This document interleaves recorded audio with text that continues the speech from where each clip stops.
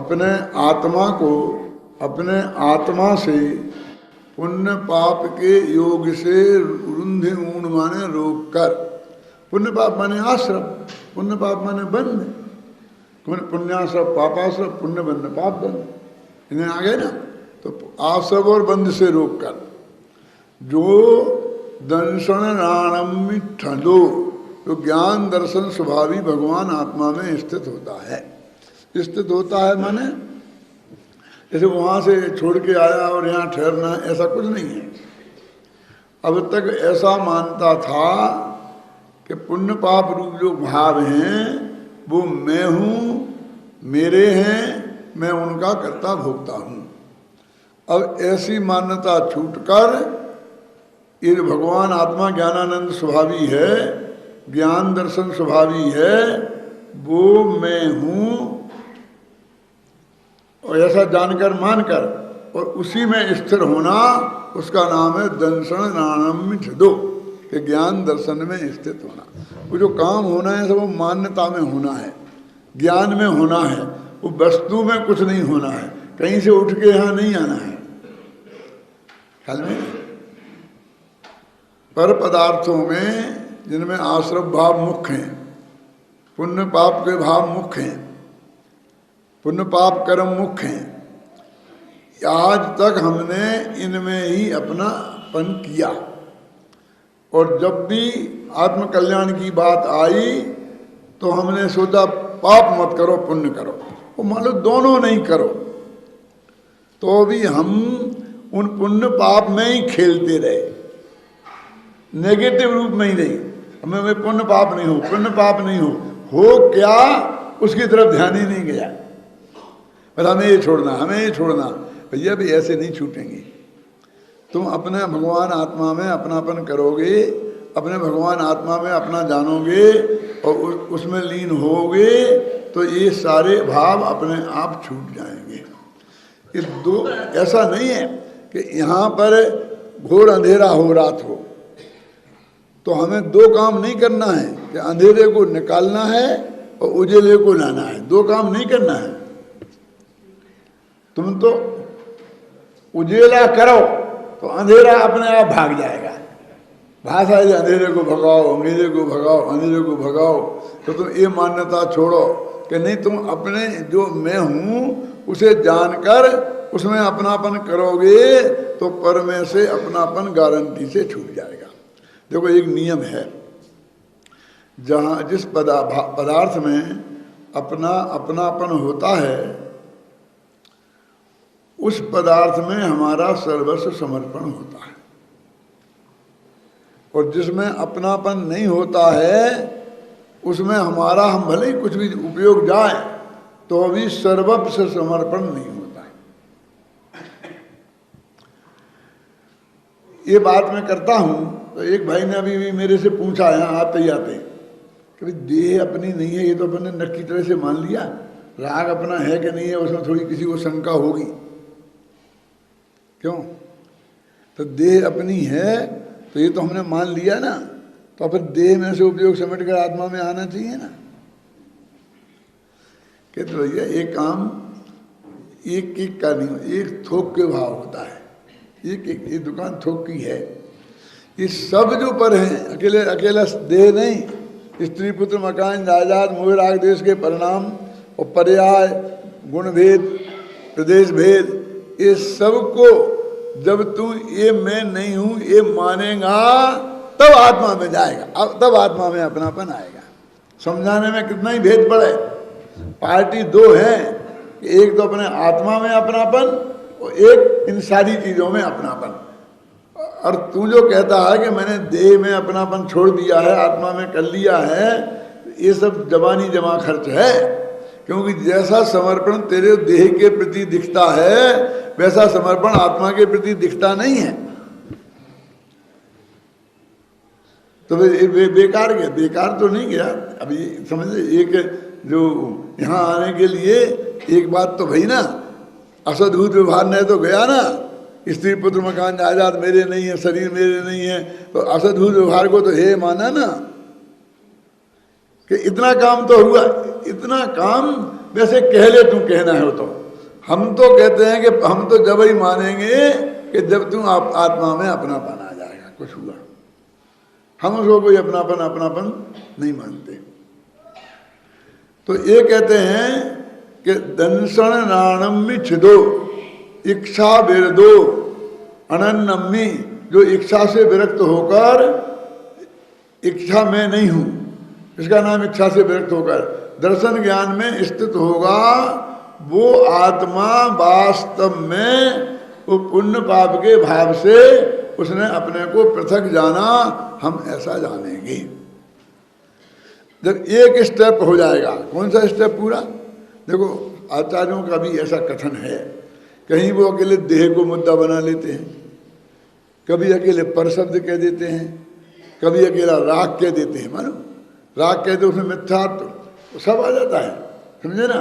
और राग में भी देह और स्त्री पुत्रादि और गुण भेद प्रदेश भेद सब आ जाते हैं।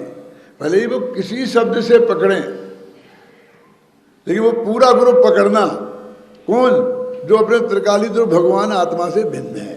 तो ये तो तरीका अच्छा नहीं है, बिल्कुल सही है, लोक में भी यही चलता है। क्यों नहीं? मैं ये कहूँ कि भैया उस लड़के को पकड़ के लाना, भैया नाने जाना, उसको पकड़ के लाना, तो क्या करेगा जी? तो हाथ पकड़ के ले आए। कौन सा हाथ पकड़ के लाए? कोई भी हाथ पकड़े, लेकिन वो पूरे ही आएगा ना। कान पकड़ के ले आए, टांग पकड़ के घसीट लाए, पकड़ेगा तो एक अंग, और पकड़ा जाएगा पूरा। समझ में आएगा नहीं है? तो ऐसे ही हमने ये एक ग्रुप है, इसको हमने शरीर कहा तो पूरा पकड़ना, राग कहा तो पूरा पकड़ना, गुणभेद कहा तो पूरा पकड़ना, पर्याय कहा तो पूरा पकड़ना। पर्याय समझ गए ना? अकेले वहां हम ऐसा करेंगे, आचार्य ने किया, मैं नहीं कहता हूं।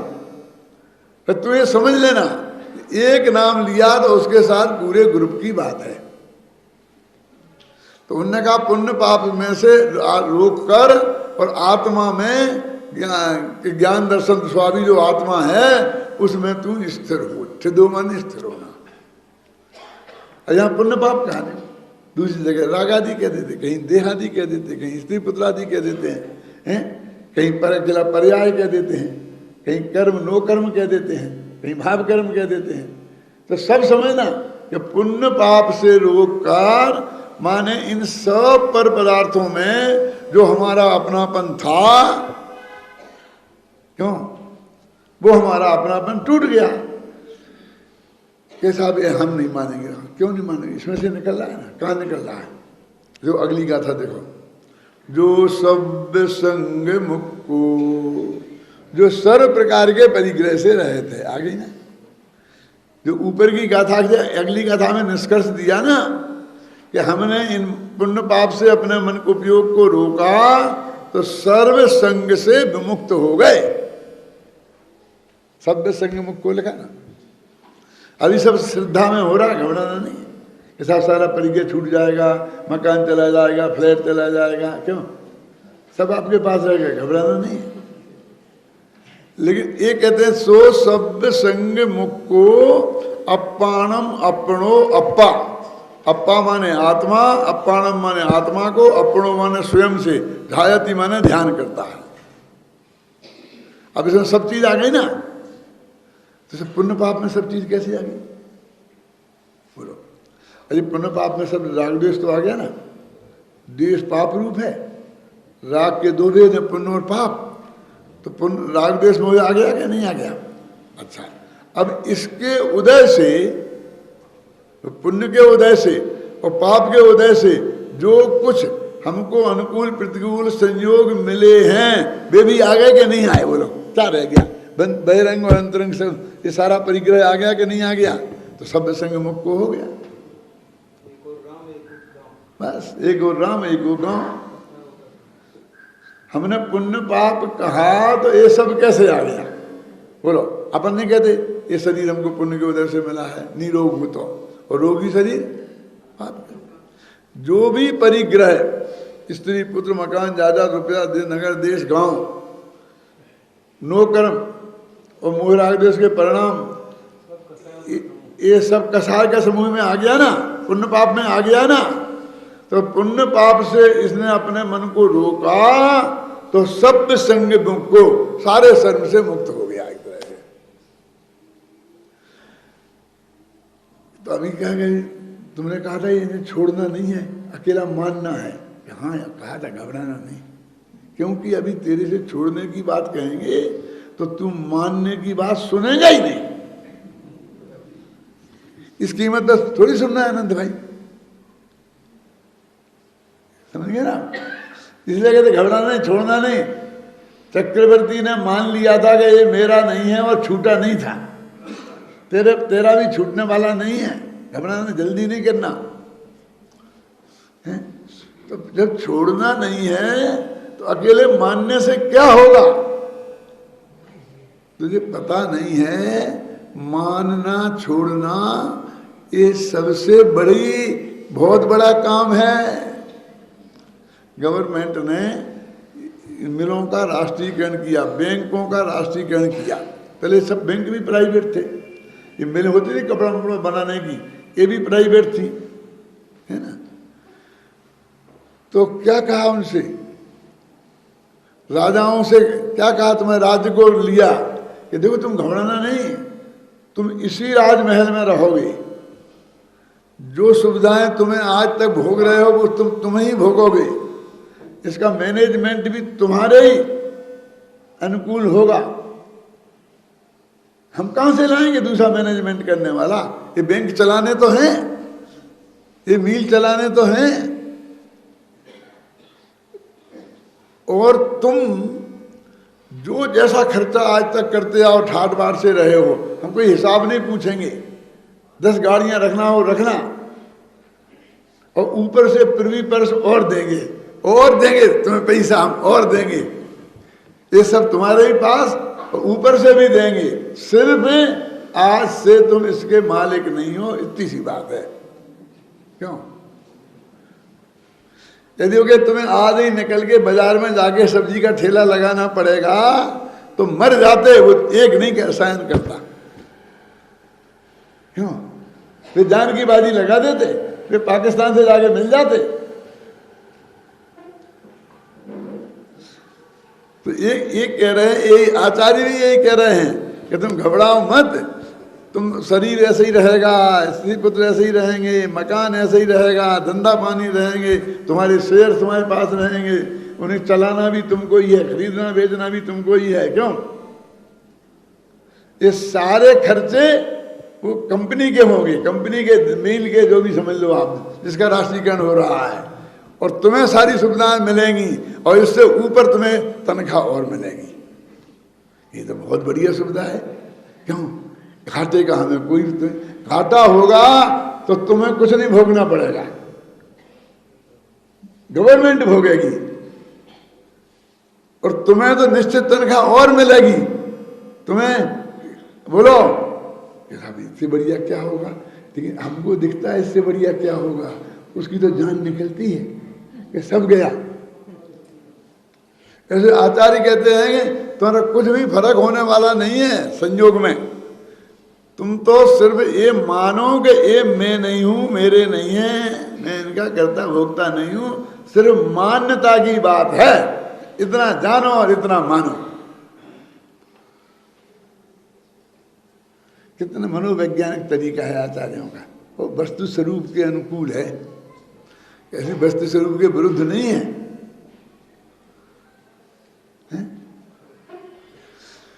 कि ये चीजें मैं नहीं हूं और मेरे नहीं है। वो कहते हैं ये बहुत कठिन है। सरदार वल्लभ भाई पटेल ने हैदराबाद के निजाम की छाती पे बंदूक रख करके ये काम करा पाया था। ऐसा नहीं है इतनी आसानी से हो जाए। समझ में आया ना? अरे मानना फिर रहा क्या? आचार्य भी यही कहते हैं, ये तेरे पास रहेंगे, तू ये मान ले, फिर मान लेगा तो फिर तो कुछ आगे काम हमारा बहुत सरल हो गया। क्यों? 10-20 वर्ष लगेंगे, इस बुढ़े को सब ऐसा करने देंगे तो अगली पीढ़ी में आके हम थोड़े अधिकार और सीमित कर देंगे, पृथ्वी पर भी कम कर देंगे।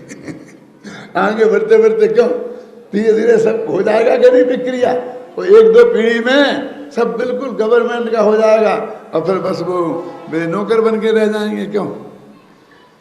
ऐसे ही एक बार तूने सब पदार्थों से अपनापन तोड़कर अपने त्रिकाली ध्रुव भगवान आत्मा में अपनापन किया तो ये सारा अंदर में तेरा आ जाएगा। फिर यदि बैंक के घाटे में जाएगा तो रात की नींद हराम नहीं होगी, ये चांद के बाल नहीं उड़ेंगे। गवर्नमेंट है, गवर्नमेंट आएगी करेगी जो कुछ करेगी, उसका मेरा क्या, मैं तो मैनेजमेंट कर रहा हूँ बस खत्म, और मेरी तनख्वाह तो बंदी है, उसमें तो कोई अंतर आने वाला है नहीं। तो कहते सो सभ्य संग मुख को, वो सर्व संग से रहित अपने आत्मा को अपने द्वारा झाता है, इसे किसी दूसरे के सहयोग की रंच मात्र आवश्यकता नहीं है। न विकम्मम न विलोकम्मम चेदा चिंतेद एयतम, ना तो कर्म का चिंतन करता है ना नो कर्म। आ गया ना पुण्य पाप, और पुण्य पाप के फल, कम्मम में आ गया पुण्य पाप भाव कर्म, और उसमें आ गया पुण्य पाप के फल में नो कर्म, सारे संयोग आ गए ना। न विकम्मम न विनोकम्मम, न द्रव्य कर्म न भाव कर्म न नो कर्म। चेदा चिंतेद एयतम, चेदा माने आत्मा, चिंतेति माने सोचता है अपने एकत्व को, बस अपने में एकत्व होता है। सभ्य संग विमुख को वो कहता छूटेगा जब छूटेगा, लेकिन वो आज ही सर्व संग से विमुक्त हो गया, सर्व संग मुक्त हो गया ना। अपाणम ध्यायन्तो, अपाण आत्मा का ध्यान करता हुआ वह, कब ध्यान करता हुआ? वो ध्यान छोड़ देना जो तुम समझते हो कि जब ऐसा बैठा था, उसके बिना 24 घंटा उसके ध्यान में ये बात रहती है कि ये मैं हूं, ये मैं नहीं हूं। ये सम्यक दर्शन है, ये सम्यक ज्ञान है, ये सम्यक चारित्र है। वे फिर तो बास करना कि छोड़ो उसकी बात, वो झगड़े का काम है। क्यों कि एक भी नेगेटिव वाक्य बोला तो एक ना एक आदमी नाराज हुए बिना रहेगा नहीं। यदि मैंने बोला कि उपवास करो तो ठीक और नहीं करो तो ठीक, तो वो उपवास करने वाला बिगड़ जाएगा, वो सुनेगा ही नहीं हमारी बात। जबकि शास्त्र में हम ये थोड़ी कहते तुम उपवास मत करो, खूब करो ना। आदिनाथ ने 6 महीने के उपवास करे तो हमने उन्हें कब रोका? और भरत चक्रवर्ती ने नहीं किए एक भी उपवास, तो हमने कब कहा कि तुम करो? देखो, हमने तो दोनों बाप बेटा की मूर्ति एक साथ लगा दी। हमने कहा पक्षपात किया, मोक्ष में गए एक साथ उनकी पूजा करी, हम क्यों उसके विरोधी होंगे? तुम दान दो तो कोई बात नहीं है, नहीं दो तो कोई बात नहीं है। ये आत्मा में अपनापन करो, एक करो तो सब ठीक है, और ये नहीं करो तो कुछ ठीक नहीं। हम ना उसके पक्ष में हैं ना हम उसके विपक्ष में हैं। पर इतनी सी बात यह है कि उससे आत्मा की साधना में रंच मात्र भी सहयोग नहीं मिलेगा, ये आप पक्का समझ लेना। क्यों? मैं एक छोटा सा उदाहरण देता हूं कि एक एक्टर तो समझ गए ना, हीरो होते हैं ना सिनेमा के, और वो नया नया उसको चाहिए था प्रवेश, तो उसको उसने ये कहा कि हम तुमको सिर्फ 1 लाख रुपया देंगे पूरे फिल्म के काम करने के। वो कहता है सेठ जी तुम 1 पैसा मत दो, मुझे चांस दो। आप समझे ना, मुझको तो हीरो का पाठ करने का चांस दो, एक दफे में जम जाऊंगा तो मैं तुम दूसरी फिल्म के लिए आओगा तो इसका और उसका सब वसूल कर लूंगा। समझ में आएगा? अब वो बिना पैसा के 1 लाख रुपया लेके जो पाठ किया है उसमें कोई कसर छोड़ेगा? और उसी के यदि वो 10 करोड़ देता तो वो अच्छा अभिनय करता, क्यों? और 1 करोड़ देगा तो बुरा अभिनय करेगा? नहीं करेगा। क्योंकि वो तो कहता है मैं इस रूप में बाजार में स्थापित हो जाऊं, मेरी तो ये इच्छा है, मेरी कीमत तो ये है जो मुझे मिल रही है। 1.5 रुपया तो आएंगे, आगे पीछे आ जाएंगे, नहीं आएंगे कोई बात नहीं, मुझे चांस दो। ऐसे ही आचार्य कहते हैं कि हमको तो कुछ मत करना, मैं प्रवचन करूंगा तो आप लोग मुझे खूब सम्मान से बुलाएंगे और हार पहनाएंगे और बहुत बहुत वो करेंगे तो मैं बढ़िया प्रवचन करूंगा। और यदि मेरे को कुछ नहीं और उपेक्षा करेंगे और फिर भी लोग तो मैं बुरा प्रवचन करूंगा। क्यों? इस प्रवचन में कोई फर्क पड़ेगा? मैं पूछता हूँ। यदि कोई आदमी ऐसा करता है तो समझ लो वो गया काम से, खत्म, उससे कोई फर्क पड़ने वाला नहीं है। मैं तो पूरी शक्ति से बढ़िया ही करूंगा ना। क्यों? क्योंकि तुम्हारे सम्मान अपमान से, तुम्हारे अपेक्षा उपेक्षा से मुझे अपनी क्रेडिट नहीं गिरानी है। मैं हमेशा एक बात कहा करता हूं, जब भी ऐसा प्रसंग आता है तो मैं ये कहता हूं कि भैया ये गड़बड़ियाँ तो नेताओं में है, ये 2-4 में झगड़े तो नेताओं के हैं, ये बेचारी पब्लिक ने क्या गलती की?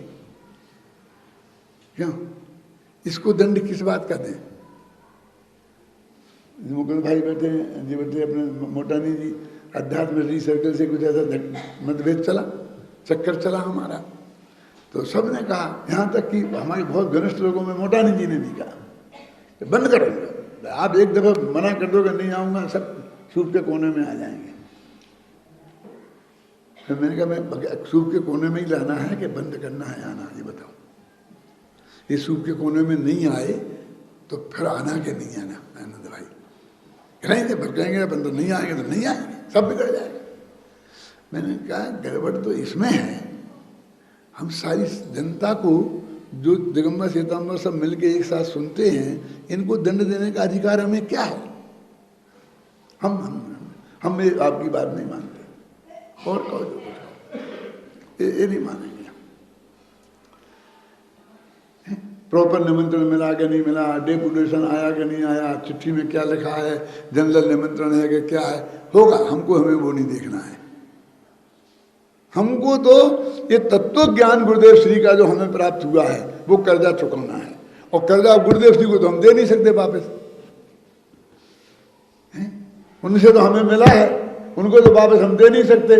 तो वे कहते हैं बेटा बाप से संपत्ति जो तुम्हें मिली है वो अपनी संतान को 10 गुनी करके दे जाओ, कर्जा चुक जाएगा, बाप खुश हो जाएगा ना। तो एक जन जन तक पहुंचे, अपना तो ये है काम, ये काम हम बंद नहीं करेंगे, उन श्रोताओं को किसी कीमत पर ये दंड हम नहीं देंगे। तो वो कहते तुम क्यों अपाणम, आत्मा को आत्मा से, आत्मा के द्वारा आत्मा का ध्यान करो तो ये सब तुम्हारा काम खत्म हो जाएगा। अपाणम ध्यायन्तो, आत्मा का ध्यान करते हुए दर्शन नानमयो अनन्यमयो, ज्ञान दर्शनमय और उससे अनन्य जो भगवान आत्मा है, लहदि अचरेण, बहुत शीघ्र ही ये आत्मा सर्व कर्मों से भी विमुक्त हो जाएगा। एकदम मान तो तू कि ये मैं नहीं हूं, ये उसकी नींव डल गई काय बात की कि सर्व कर्म से मैं विमुक्त हूं, कि हो जाएगा, चिंता मत कर। ये इतनी बात स्वीकार, श्रद्धा के लेवल पर घुस जाने दे, एक दफा श्रद्धा के लेवल घुस गए, सारा परिग्रह बने रहे, कोई दिक्कत नहीं। क्या 6 खंड की विभूति रहने दो। सागरों पर्यंत जो इंद्र पद है ना, उसमें जो भी परिग्रह होता है वो 33 सागर तक उसमें से 1 पाई कम नहीं कर सकता, ना छोड़ सकता, और न ज़्यादा मिलती है, वो बिल्कुल नक्की है, पर उतना ही होता है। होता कि नहीं होता? तो वो कहता है रहने दो, हमें क्या फर्क पड़ता है? कोई फर्क नहीं पड़ता है। हमारा काम तो हो रहा है कौन सा, कि हमने आत्मा में अपनापन स्थापित कर लिया, वो हमारी श्रद्धा कायम है। ये बाकी की सब चीज अपने आप चली जाएगी, उसमें कुछ नहीं करना है। अब तुम बाहर के संयोग में दिन में 3 दफे शुद्ध भोजन कर तो भी चलेगा, और 6 दिन तक नहीं कर तो भी चलेगा। ये 15 दिन तक नहीं करूँ तो चलेगा कि नहीं चलेगा? क्यों? फिर ये जो तेरी आत्मा की बात है उसमें शिथिलता तो नहीं आएगी? फिर स्वाध्याय में शिथिलता तो नहीं आएगी? नहीं आएगी तो चलेगा, यदि आएगी तो नहीं चलेगा। समझ गए आप? वो हम बाहर की बात ही नहीं करते, हम तो ये बात मान ले बाहर में जैसा होगा वैसा चलेगा। अब मैं नेगेटिव बात करता हूं कि ये नहीं चलेगा, कि दान देंगे नहीं चलेगा, हमें कुछ नहीं मिलेगा महत्व। क्यों नहीं मिलेगा? मिलेगा महत्व, दुनिया में मिलेगा। आत्मा में प्राप्ति में रंच मात्र भी सहयोग उससे नहीं मिलेगा। इतनी बात करें हम तो। दुनिया में तो जो होता है सो होता है। क्या है दुनिया में? क्या मिलेगा? ईजस भव्य पर भव्य सुख, माने विषय भाव भोग सामग्री का सुख देखे, ये मिलेगा। उपवास करेगा तो क्या मिलेगा? बोलो भाई साहब, कि वजन कम हो जाएगा, जो डॉक्टर लोग कहते हैं ना, फिर आधा कम हो जाएगा।